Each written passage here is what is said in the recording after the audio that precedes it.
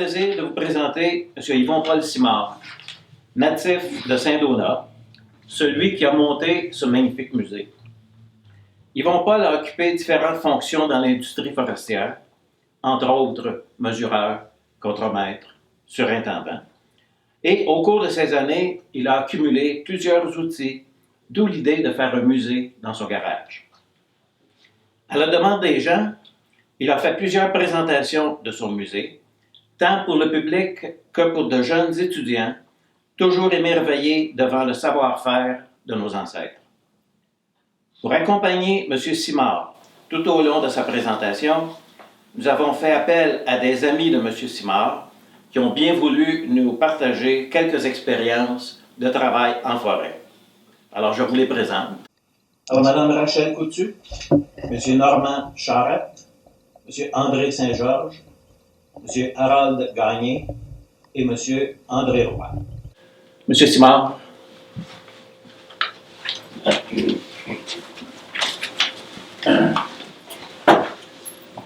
Eh bien, les gens me demandent souvent pourquoi que j'ai commencé ce musée-là. La raison, c'est que quand je l'ai fait, comment je l'ai fait et pourquoi je l'ai fait. Tout d'abord, je suis né le 13 janvier 1930 à Saint-Donat, le 13e d'une famille de 16 enfants. Mon épouse, Claudette Coutu, c'est la première d'une famille de 13. On s'est mariés le 28 juillet 1956. On a eu 5 enfants, dont 3 garçons et 2 filles. Notre dernière petite, elle avait 12 ans, elle a eu un accident, puis elle s'est fait frapper et elle est décédée sur le coup. Ça a été l'épreuve de notre vie. Mais elle reste toujours dans notre mémoire. Les 20 premières années de ma vie, j'ai été aux études puis en formation. Les 40 années suivantes, j'étais comme forestier pour la console. Mes responsabilités dans plusieurs domaines. Exemple, j'étais commis, mesureur, chef mesureur, contremaître, chef contremaître, superviseur et surintendant de camp. Les 20 dernières années de ma carrière, j'étais surintendant de district, le district Haute-Matawan qui comprend la région de Montréal. Et les 5 dernières années, de 85 à 90, on m'a donné la responsabilité d'un autre district, soit le Bassican-Sainte-Anne et la région de Québec. Le 1er décembre 90, j'ai pris ma retraite, et ça fait déjà 25 ans.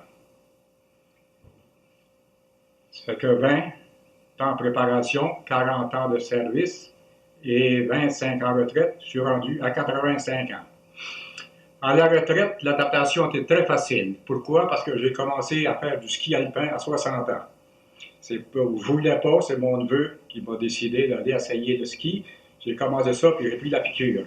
Puis Paul-Émile de Liopel, qui était mon remplaçant pour un surintendant de camp, il avait pris sa retraite 2 ans avant moi. C'est lui qui m'a donné des cours, puis ça a bien été. J'aimais l'hiver, j'aimais le froid, j'aimais la neige, j'aimais l'hiver long. C'est plus ça aujourd'hui. Et après ça, je me suis équipé pour faire la pêche. J'ai fait beaucoup de voyages, du bricolage. Claudette, ma femme, elle, pour passer le temps, est une pianiste. C'est une pianiste. Elle avait une chorale d'adultes ainsi qu'une chorale d'enfants. Et en plus, on a 9 petits-enfants. Elle leur a donné des cours de piano durant toute leur jeunesse. C'était plaisant de voir ça. En 2003, ayant toujours aimé le travail de la forêt, j'ai décidé de faire le ménage dans ma remise, puis avec ma femme, puis je me suis dit, j'aime beaucoup, j'ai toujours aimé la nature, pour quelle raison on ne commencerait pas à ramasser les outils. Ça fait qu'en faisant le ménage, j'ai ramassé au moins 20 articles qui sont ici installés présentement. Puis mes 2 frères avaient une vingtaine d'articles aussi qui venaient de mon père, parce que lui, c'était un cultivateur, c'était un ouvrier, et en plus, c'était un jobber. Donc, il y avait beaucoup d'outils, puis tout le pan qu'on peut voir en avant, c'est quasiment les outils de mon père. J'ai fait l'installation dans mon garage, puis mes amis, eux autres aussi, ont contribué, ils sont arrivés avec toutes sortes d'articles, puis ça a été bien, bien plaisant. Les passants qui passaient dans la rue, encore pareil, ils ont passé, et les copains de travail. Ils ont commencé à m'apporter toutes sortes d'objets. C'était des objets qui étaient dans les garages, ils étaient dans la terre, plein, tout mouillé. On était presque pas reconnaissable. On m'emmenait ça. Puis j'ai passé des hivers à nettoyer ça. enlever la rouille, nettoyer ça, passer ça en meule, le bord d'acier pour les rendre comme on peut les voir aujourd'hui. Actuellement, nous avons au-delà de 500 articles ayant servi depuis plus de 100 ans. Dans la coupe, du bois, le transport, la drave, le labo, la forge, l'exploration, le mesurage, la cuisine, la récolte, etc. Pourquoi j'ai fait ça? Cette collection attire beaucoup de visiteurs venant d'un peu partout de la province ou ailleurs. Nous en avons un du Chili, une dame de Moscou et plusieurs Français, Suisses et de Belgique. Les noms de tous ceux qui ont participé à ce petit musée sont entrés sur ordinateur ainsi que leur adresse et description qu'on peut voir dans ce livre ici. Présentement, environ 3500 personnes et plus de 100 élèves ont visité, participé à des tests et ont apprécié leur visite. Le musée, je l'appelle l'art, le musée, je me souviens, l'art de vivre au temps jadis, tout le savoir-faire de nos grands-parents.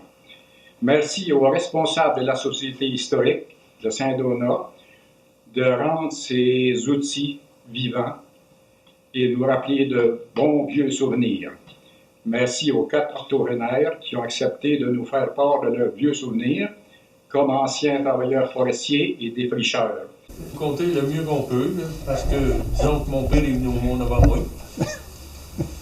Et il se servait de ça, de ces outils-là, puis ça c'était la hache à écorer. On servait de ça pour faire du bois écoré à la hache, là, faire des logs.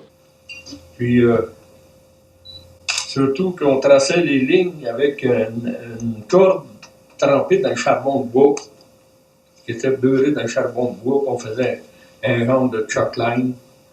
On tirait ça, puis ça faisait une ligne droite, puis on soulevait la ligne avec ça. Après ça, on tournait le morceau de bois, puis on faisait la même chose sur l'autre côté. Ça, c'est ça qui regarde là. Les corrissements du bois dans le temps pour bâtir les maisons. Après ça, pour faire les couvertures, ben, on se servait d'un coude de bardeau. Ça, mon père, lui, disait qu'il allait construire un chalet complet avec ça. Ça servait à fendre du bois, du cèdre, qu'on prenait les bûches de cèdre, puis on faisait là-dessus avec un morceau de bois. On appelait ça un maillet. Ça, c'était un bout de bouillot. Le manche, plus petit, admettons, cette grosseur-là, puis il faisait là-dessus. Puis là, ça fondait dans un coup sec de même. Après ça, on envoyait ça d'un demi-pouce, et ça faisait du grand bardeau, tout le long de la bûche. De même. Et c'est avec ça qu'ils faisaient les couvertures. Après ça, les planchers des camps, de la bâtisse, ils mettaient une nogue qui enlevait les nœuds chaque côté avec la hache, puis ils cordaient ça un à côté de l'autre, puis là, ça faisait toutes des affaires. Là, ils prenaient la tire, en coupant le bois dessus pour l'emmener à plomb tout égal. C'est ça qui était les planchers. Ça, ben, ils se servaient de ça pour écorcer le bois. Des fois, quand ils voulaient faire une belle finition, ben, ils enlevaient l'écorce avec ça. C'est ça qui... J'ai travaillé aussi avec mon père avec ça. Lui avait une espèce de chevalet, s'assoyait dessus, puis il prenait la plaine, comme ça. Là, c'est là qu'il emmenait mince sur un bout, là, pour être capable de rentrer en dessous. Ben oui, c'est ça qui est venu, il finissait le bardeau avec ça, pour qu'il soit bien en plomb, parce que quand il était juste fendu, tu voyais tous les fils du bois. Okay. Puis là, ben, il enlevait les fils du bois avec ça, c'était la pienne. C'était ça. Ça, c'était des couvertures qui pouvaient durer 100 ans, le cèdre. C'était une meilleure isolation que le papier d'aujourd'hui. Ah ouais. Mon père, c'était sa spécialité de bâtir des chalets de même. Surtout là, quand le tourisme a commencé à monter. Okay. Puis, comme je disais, il y avait 3 ou 4 outils, c'était tout ce qui se servait, puis il sortait de là avec la porte, puis il fermait la porte. Tu sais, tout. C'était le temps. Pas besoin de beaucoup d'outils. Non. Non. Puis il arrivait dans une place boisée, là. Il coupait le bois, il fardochait ni plus ni moins la place du chantier, du camp. Puis là, après ça, il coupait ça à main d'homme. Il y a le log. Ouais. De même, puis là, il partait à deux, puis il traînait ça jusqu'à la place du chantier. Là. Il allait couper ça dans le bois de longueur. Travailler dur, hein? Puis ça, c'était de la clarté, aussitôt qu'il faisait clair le matin, puis à tout ça le soir. Pas sûr qu'il ferait ça aujourd'hui. Ouais, parce que à un moment donné, mon père avait eu un bail du gouvernement pour le Nottawishi. Il existe encore aujourd'hui. Puis il n'y avait pas aucun chalet, là. Puis il avait monté de Saint-Anne-du-Lac au Nottawishi par eau, puis il avait monté des chalots à rame. Parce que les moteurs, dans ce temps-là, ça existait, mais il y avait de la misère avec ça. Ça fait qu'il ramait, puis il montait des chalots par eau, par le Basketon, puis tout ça, la rivière Nottawishi, puis on a ça au Nottawishi. C'était à peu près 20-25 000 de la place. C'était de l'ouvrage. En quelle année vous avez commencé là, à travailler? C'était quoi les. C'était en quelle année? 45 à peu près. Ou à peu près. 44-45. Après la guerre? Après la guerre. Après avoir construit leur maison, c'est entendu, j'arrivais, c'était en pleine forêt, les lots. C'était des lots à bois, des lots de sans-arbres. Puis ils étaient obligés de défricher tant par année, une partie d'arbres par année pour être capable d'avoir leur patente un jour. Mais pour abattre les arbres, on servait de la hache. La hache traditionnelle, c'était là ici. On avait aussi la hache à deux tranchants. Pour quelle raison deux tranchants? Parce que lorsqu'il était aiguisé, il restait plus longtemps. C'est les gars qui pouvaient abattre. Mais le principal, c'est que les gars devaient effardocher, enlever les souches. Puis en enlevant les souches, ils étaient obligés de couper des racines. Il y avait toujours un côté qui était allé pour travailler dans le bois d'hiver, et l'autre côté, il travaillait, puis ça arrivait dans la terre de temps en temps, puis il allumait sa hache. Fait qu'au lieu d'en mettre deux outils, il n'y en a seulement qu'un outil. Et on avait le Granandor. Le Granandor qui a servi à aller jusqu'à vers les années 1930. Ça, c'est un arraqueur, c'est un Granandor qui avait inventé, c'est seulement qu'un homme qui était dessus. Ça n'a pas tapé tellement longtemps, parce que c'était très dur, c'est le monde. Après ça, ils ont inventé le Granandor là, ici, avec deux hommes.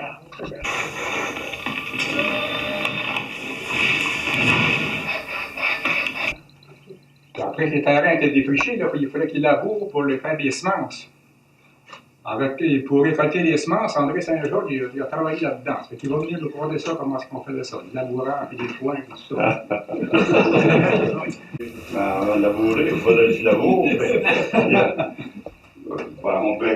Pour les jardins, on pêcherait avec ça. Après ça, pour les jardins, hein, pour retourner la terre. Puis ça, c'était assez dur. Puis, les grosses semences, ben, des fous, une paire de fous, mais ça prend une charrue, ou un cheval ou deux, ou avec, on avait, moi quand j'ai commencé là, vers 12, 13 ans, 14 ans, on avait du charrue chalutier, qu'on appelait. Là, on avait un siège, c'est dessus.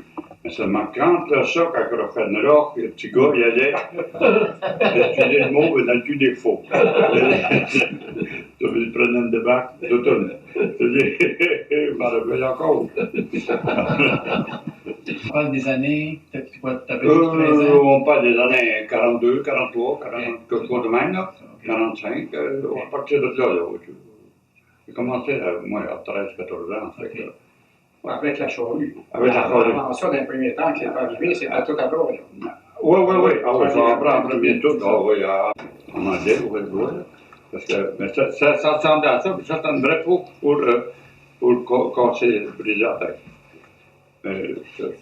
C'est ça. Après ça, ben là, il est arrivé, là, l'année 40. Mon premier tracteur, quand il est arrivé le tracteur, le gros, c'est moderne. Là, j'étais assis là-dessus. Après ça, ben, ça marchait avec l'essence. Ça y est, chaud, pas chaud, ça marchait pareil, hein. Là, on triplait parce qu'on faisait on commençait le matin de bonne heure, là, à lever du jour. Et puis, ça allait jusqu'à 9h ou lumière. Ça n'était pas tanné. Ça, avec des tracteurs, là, ça allait, c'était beaucoup plus vite. Après ça, ben, ça devait être toutes les machines qui allaient avec, pour faire les foins, pour faire tout. Les foins avec ça, t'as fait ça. Ça, quand tu allais avec les chevaux, tu prenais ça c'est la petite faux.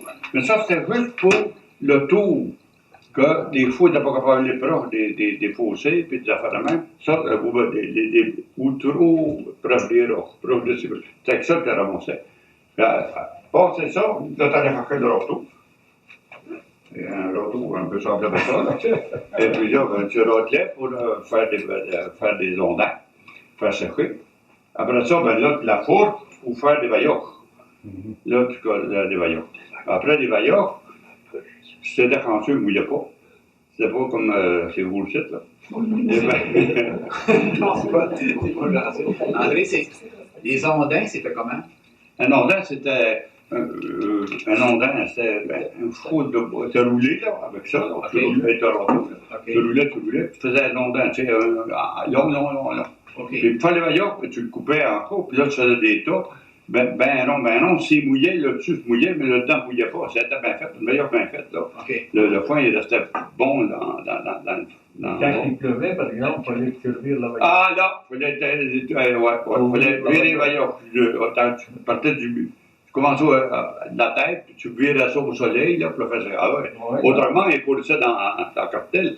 Quand il arrivait dans la cartelle, dans le chose, là. Aujourd'hui, ils font les foins, ils ramassent tout la même journée, quasiment.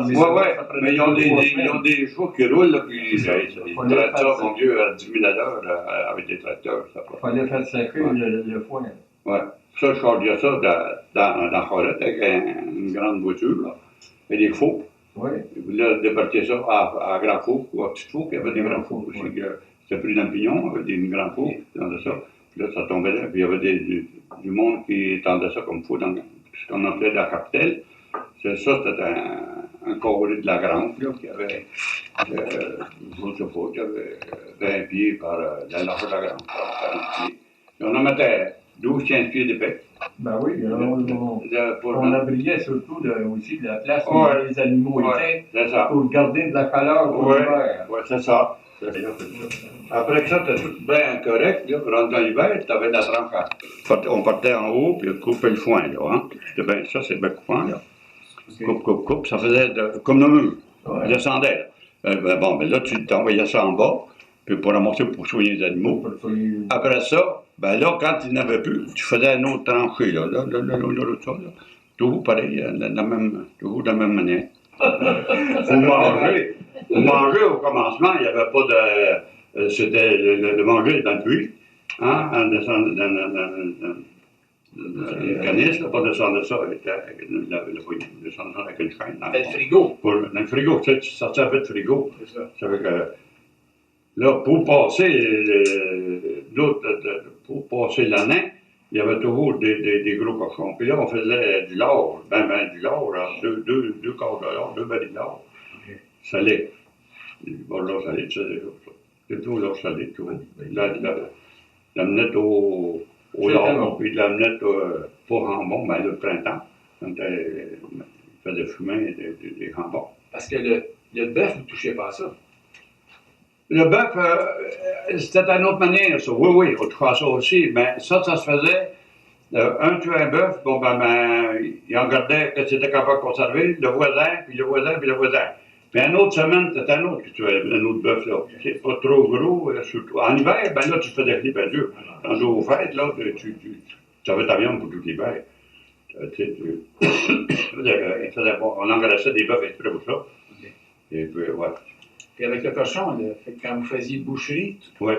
Ben là, c'était plutôt du lard et tout ça. OK. Mais il y avait un échange entre voisins. Nous autres, chez nous, là, il y avait un échange entre voisins de viande tout le temps. OK. Toujours, là. Les femmes se parlaient toujours. La sage-femme était là-dedans, puis toutes les kits, là. OK. Tout Tout le monde se parlait, tout le monde se parlait. Hein? Tout le monde se parlait. Ah, ben oui. Oui, les femmes après ça. Oui. Tout le monde se parlait, puis Cette liberté-là. Le lait pis de beurre. Le lait pis de beurre. Le lait, à ma connaissance, nous autres, on n'en faisait pas. Là. La crème allait dans le puits, puis il passait, ça commençait des faux à 5000 juillards. Et puis là, ça s'en allait à Saint-Esprit, là, il faisait le beurre. OK. Il y avait, ouais. Puis là, le petit lait, ben, il engraissait, il faisait des cochons, il faisait le mouillé mélangé, il faisait des boîtes à cochons. Avec des pétales. Trop petites, les grelots et tout ça, ça c'était pour les cochons. On en mangeait pas comme ça, mais c'était pour les cochons. C'est ça. Bon. Merci André. Bienvenue. Merci.